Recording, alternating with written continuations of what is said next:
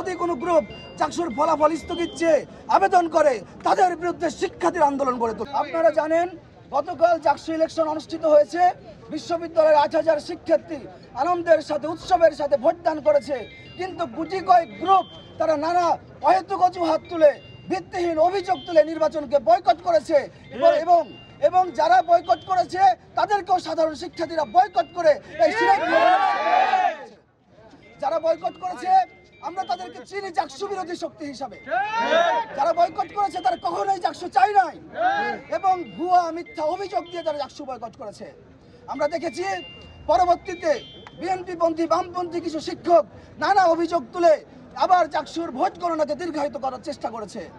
যখন ওএমআর মেশিনে ভোট গণনা করার কথা বলা হয় তখন তারা একটা ভিত্তিহীন অভিযোগ দিয়ে ওএমআর মেশিন আটকে দেয় এবং ভোট গণনা চলছে 2 দিন ধরে। এইভাবে যখন দীর্ঘ ভোট গণনায় দীর্ঘ সূত্রিতা হচ্ছে তখন আবার এই চাকসুর ফলাফলকে নিয়ে মেকানিজম শুরু হয়েছে, আবার এই চাকসুর ফলাফল আটকে দেওয়ার ষড়যন্ত্র শুরু হয়েছে।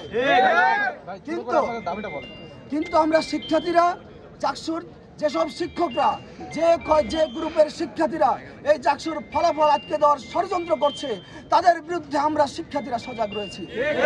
এবং আপনারা যদি এই চাকসু বিরোধী 8,000 শিক্ষার্থীদের বিরুদ্ধে গিয়ে কোনো স্ট্যান্ড নেন শিক্ষার্থীরা আপনাদেরকে প্রতিহত করবে।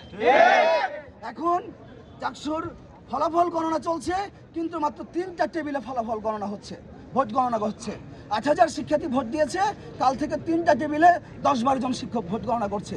এভাবে চলতে থাকলে কালকেও ভোট গণনা করতে হবে। এর মাঝে কোনো একটা গ্রুপ চাকসু বিরোধী গ্রুপ চাকসুর ফলাফল স্থগিত চেয়ে আবেদন করে ফেলবে এবং চাকসু বানচাল করারই পায়তারা চলছে এখন পর্যন্ত।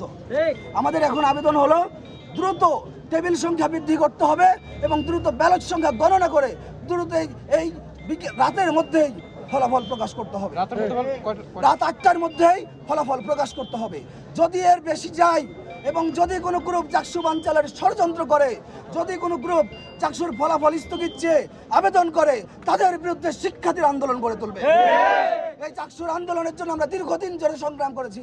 চাকসুর নির্বাচন অনুষ্ঠিত হয়েছে, এমন একটা মুহূর্তে এসে কোন গ্রুপ যদি চাকসু বানচালের চেষ্টা করে জাহাঙ্গীরনগরের হাজার হাজার শিক্ষার্থী প্রস্তুত আছে ফলাফলের জন্য।